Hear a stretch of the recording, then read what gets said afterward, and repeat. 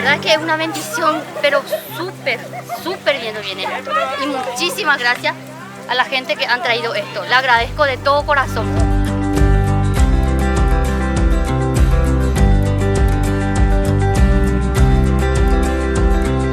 Realmente es un privilegio poder ayudar acá, poder colaborar a la oficina de la primera dama y felicitarle a todo el equipo que está trabajando acá, que está preparando la comida desde primera hora de la mañana.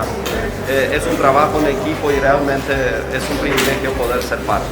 Y estamos realmente muy impresionados de todo el equipo de trabajo que estaba aquí, la superintendencia, todos los que empezaron a cocinar esto desde las 5 de la mañana para que esta comida llegue realmente a esas familias paraguayas. Me encanta que el destino haya hecho que esta sea, aparte de mi visita ya a la institución, la primera actividad colectiva a la que me sumo.